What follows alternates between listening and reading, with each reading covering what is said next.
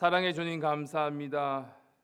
날마다 주님을 기억하며 생각하며 또 말씀 속에 말씀을 통해서 깨달아 회개하는 복된 시간을 인도하여 주시옵소서. 우리 삶 가운데 늘 주님을 인정할 수 있는 오늘 하루의 삶이 되게 도우시고 인도하여 주시옵소서. 오늘 하루도 주님께 맡겨드려오며 주님을 의지하며 주님을 붙들 수 있는 하루가 되게 도우시고 인도하여 주시옵소서. 감사드리며 예수님의 이름으로 기도드렸습니다. 아멘. 다 같이 사도신경 하시겠습니다. 전능하사 천지를 만드신 하나님 아버지를 내가 믿사오며 그 외아들 우리 주 예수 그리스도를 믿사오니 이는 성령으로 잉태하사 동정녀 마리아에게 나시고 본디오 빌라도에게 고난을 받으사 십자가에 못 박혀 죽으시고 장사한 지 사흘 만에 죽은 자 가운데서 다시 살아나시며 하늘에 오르사 전능하신 하나님 우편에 앉아 계시다가 저리로서 산자와 죽은 자를 심판하러 오시리라. 성령을 믿사오며 거룩한 공회와 성도가 서로 교통하는 것과 죄를 사하여 주시는 것과 몸이 다시 사는 것과 영원히 사는 것을 믿사옵나이다. 아멘. 오늘 함께 나눌 말씀은 로마서 12장 1절에서 12절까지 말씀입니다. 로마서 14장 1절에서 12절까지 말씀입니다. 로마서 14장 1절에서 12절까지 말씀입니다. 제가 가진 성경 신약 257페이지입니다.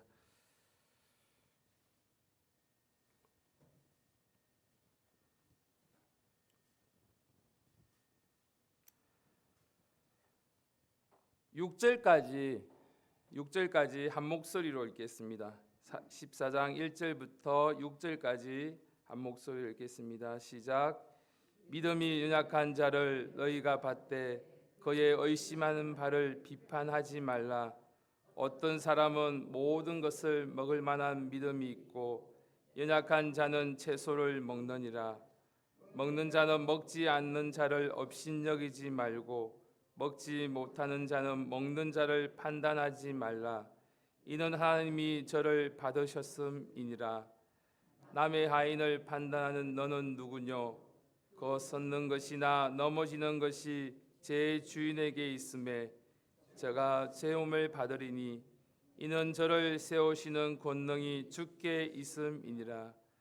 혹은 이 날을 저날보다 낮게 여기고 혹은 모든 날을 같게 여기느니 각각 자기 마음에 확정할지니라. 나를 중히 여기는 자도 주를 위하여 중히 여기고 먹는 자도 주를 위하여 먹으니 이는 하나님께 감사함이요 먹지 않는 자도 주를 위하여 먹지 아니하며 하나님께 감사하느니라. 아멘. 오늘 말씀은 틀림이 아닌 다름의 말씀을 같이 나눌까 합니다. 말씀의 제목은 다름을 품는 믿음입니다. 우리가 주를 돌아보면서 옆에 있는 이웃들 또 형제 자매의 모습을 보고 우리의 다른 모습을 틀림으로 보지 않기를 바랍니다. 우리가 자주 운동하는 표현이 있다면 하나가 틀리다와 다르다입니다. 시험 문제의 답이 맞지 않으면 틀렸다고 말하는 것입니다. 그러나 친구와 내 생각이 같지 않을 때는 생각이 틀리다가 아니라 생각이 다르다라고 말해야 합니다. 그런데 우리는 무심코 다름을 틀림으로 말할 때가 많이 있습니다. 사실 이것이 단순한 언어의 습관의 문제가 아닙니다. 말은 우리의 생각을 만들고 생각은 우리의 태도와 행동을 만들어 갑니다. 나와 다른 사람을 볼 때 저 사람은 나와 다르다고 생각하면 그 사람을 이해할 수가 있습니다. 기다릴 수가 있고 배울 수가 있습니다. 그런데 저 사람이 틀렸다라고 생각하는 순간에 그 사람을 판단하게 되고 그 판단은 곧 비판으로 이어집니다. 오늘 로마서 14장에서 반복해서 나오는 단어가 있습니다. 비판과 판단입니다. 오늘 다 읽지는 12절까지 다 읽지는 못했지만 1절, 3절, 4절, 10절 그리고 이어서 13절까지 계속해서 바울은 판단하지 말라고 말씀하고 있습니다. 왜냐하면 로마 교회 안에서 서로 다른 사람들이 함께하고 있었기 때문입니다. 유대인 출신 그리스도인들이 있었고 그 안에 또 이방인 출신 그리스도인이 함께 있었기 때문입니다. 유대인들은 성도들이 오랜 동안 구약의 율법과 전통 속에서 살아왔기 때문에 특정한 날을 중요하게 여겼고 음식 문제에 대해서 조심스럽게 생활하고 있었습니다. 우상에게 바쳤던 고기를 먹지 않으려고 했고 확실하지 않으면 차라리 채소만 먹으려고 했던 것입니다. 그렇지만 반면에 이방인 성도들은 그리스도 안에서 모든 날이 하나님께 속한 날이고 또 모든 음식이 하나님께 주신 또 감사함으로 받으면 믿음으로 받으면 된다고 그 마음에 믿었기 때문입니다. 문제는 그 차이를 은혜로 보지 못한 것입니다. 먹는 사람은 먹지 않은 사람을 의심여기고 먹지 않은 사람은 먹는 사람을 비판했습니다. 한쪽은 아직도 율법에 매여 있다고 생각했고 다른 한쪽은 그렇게 함부로 먹을 수 있느냐고 어떻게 함부로 먹을 수 있느냐고 판단했습니다. 우리는 서로 다른 것에 대해서 서로 틀렸다고 보기 시작할 수 있습니다. 오늘 성경에도 유대인과 또 이방인들이 서로 틀렸다고 그들은 주장하며 이야기하고 있는 것입니다. 그래서 바울은 오늘 로마서 14장 1절 말씀에 민업이 연약한 자를 너희가 받되 그의 의심하는 바를 비판하지 말라. 오늘 1절에서 중요한 말씀이 있다면 믿음이 연약한 자를 너희가 받되입니다. 받으라는 말입니다. 왜 받아야 합니까? 오늘 3절 말씀에 그 이유가 나옵니다. 3절 말씀 한 목소리를 읽겠습니다. 3절 말씀 다 같이 한 목소리 읽겠습니다. 시작.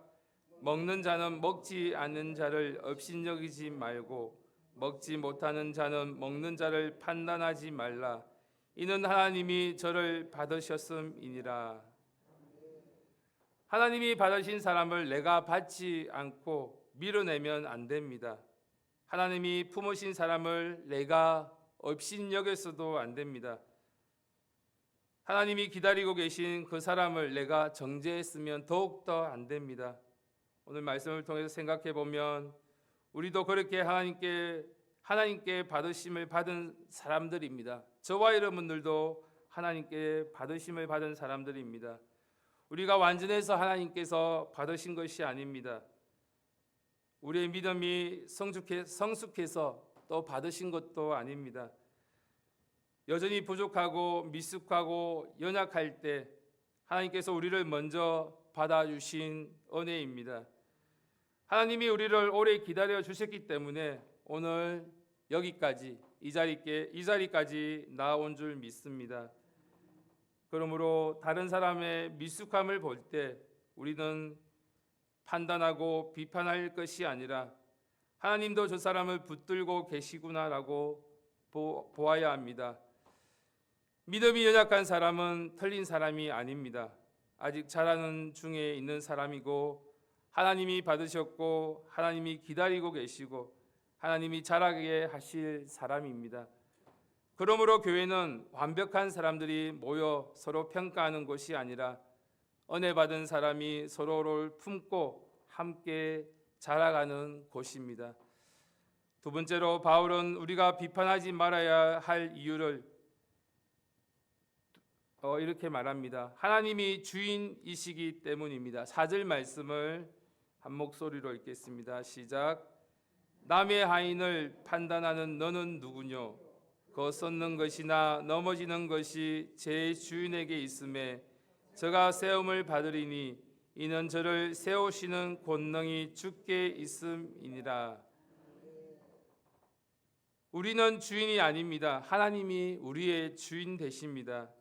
그 사람이 쏘고 넘어지는 문제는 하나님 앞에 있는 문제입니다.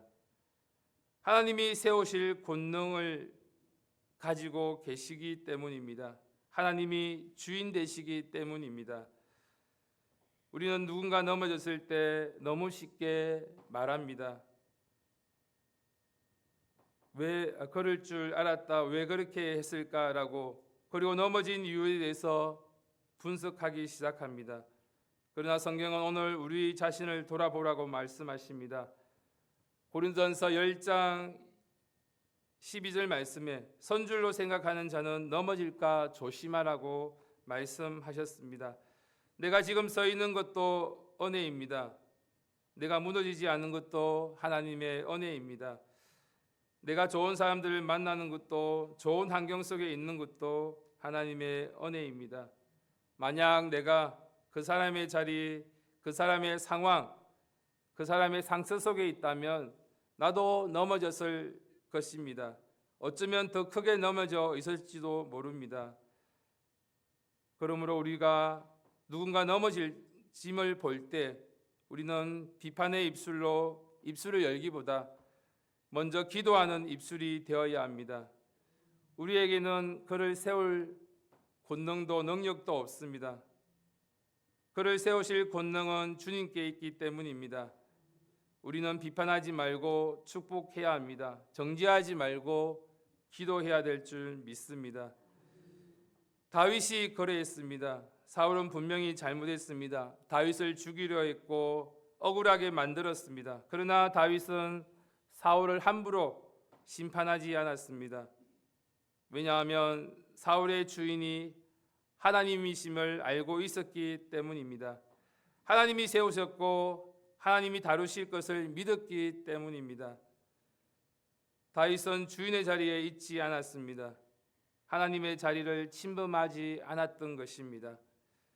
그래서 하나님께서 때가 될 때 다시금 다윗을 세워주셨습니다. 우리도 마찬가지입니다. 내 인생의 주인도 하나님이시고 우리 옆에 있는 사람의 주인도, 인생의 주인도 하나님이십니다. 그 사실을 기억한다면 함부로 비판하거나 판단하지 말아야 합니다. 세 번째로 우리는 비판하지 말아야 될 이유가 있다면 하나님이 심판자 되시기 때문입니다. 10절 말씀 다 같이 보겠습니다. 14장 10절 말씀 한 목소리로 읽겠습니다. 시작. 내가 어찌하여 내 형제를 판단하느뇨? 어찌하여 내 형제를 업신여기느뇨? 우리가 다 하나님의 심판대 앞에 서리라. 우리의 최종의 판단은 하나님께서 하십니다. 우리는 다 하나님의 심판대 앞에 설 사람들입니다. 우리는 판단할 때 늘 불완전합니다. 내 감정이 섞이고 내 경험을 빗대어 이야기하고 내 편견을 가지고 이야기할 때가 많이 있습니다. 아무리 공정하게 판단한다고 해도 우리는 중심을 다 알 수가 없습니다. 그러나 하나님만이 우리의 중심을, 또 그 사람의 중심을 보고 계시는 줄 믿습니다. 6절 7절 말씀, 로마서 14장 6절 7절 말씀 다 같이 한 목소리 읽겠습니다. 시작. 나를 중히 여기는 자도 주를 위하여 중히 여기고 먹는 자도 주를 위하여 먹으니 이는 하나님께 감사함이요 먹지 않은 자도 주를 위하여 먹지 아니하며 하나님께 감사하느니라. 우리 중에 누구든지 자기를 위하여 사는 자가 없고 자기를 위하여 죽는 자도 없도다. 나를 중히 여기는 자도 주를 위하여 중히 여기고 먹는 자도 주를 위하여 먹고 먹지 않은 자도 주를 위하여 먹지 않으며 하나님께 감사하다고 말씀하십니다. 겉으로 드러난 행동을 달라 보일지 몰라도 중심에는 주님을 향한 마음이 있었기 때문입니다. 어떤 사람은 믿음 때문에 먹고 어떤 사람은 믿음 때문에 먹지 않았습니다. 어떤 사람은 주님을 사랑해서 자유롭게 했고 어떤 사람은 주님을 사랑해서 그 음식 앞에서 조심했습니다. 겉모습은 달랐지만 중심은 주님께 있었습니다. 하나님은 그 중심을 보십니다. 그러므로 우리는 다른 사람들의 행동만 보고 쉽게 판단하지 말아야 합니다. 그가 아직 서툴 수 있고 부족할 수 있습니다. 내 기준에는 답답해 보일 수 있습니다. 그러나 그의 중심이 하나님을 향해 있다면 하나님은 그를 기쁘게 받아주실 줄 믿습니다. 그리고 하나님이 받으신 그 사람을 우리는 판단할 자격이 없는 것입니다. 비판할 자격이 없는 것입니다. 사도 바울도 평생 많은 비판을 받았습니다. 사도권을 의심받았고 오해를 받았고 많은 공격을 받았습니다. 그러나 바울은 사람들을 판단해 자기의 인생을 맡기지 않았습니다. 디모데후서 4장 8절 말씀 보겠습니다. 신약성경 346페이지입니다. 디모데후서 4장 8절 말씀입니다. 신약성경 346페이지, 제가 가진 성경 346페이지입니다. 디모데후서 4장 8절 말씀 한 목소리로 읽겠습니다. 시작.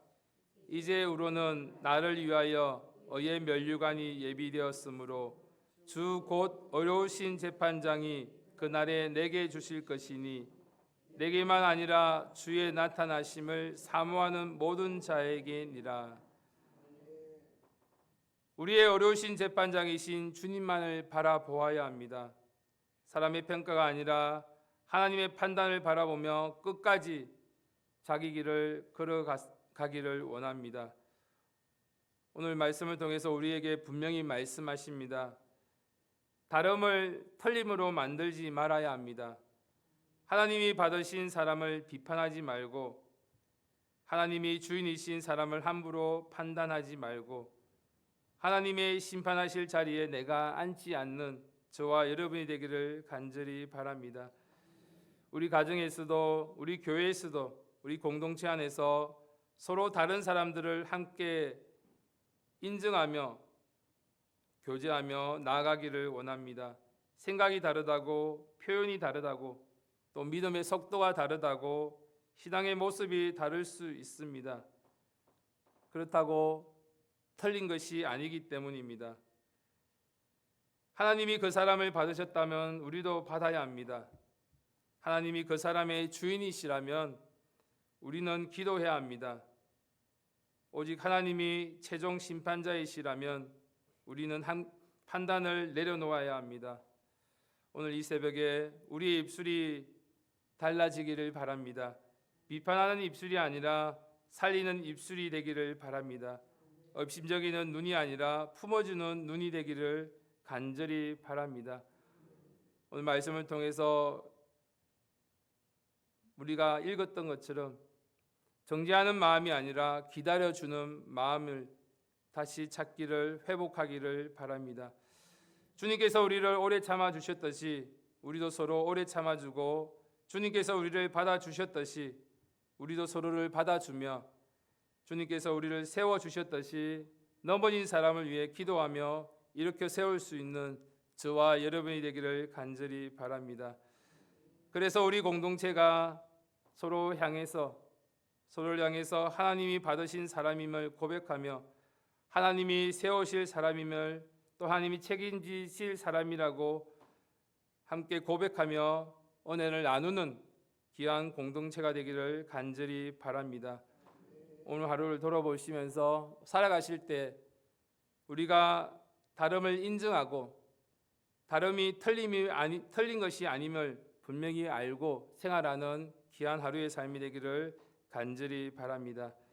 이 시간 다 같이 기도 드리겠습니다. 우리가 함께 기도할 것은 이 시간 나라를 위해서 기도하겠습니다. 정말 어려운 상황 가운데 있습니다.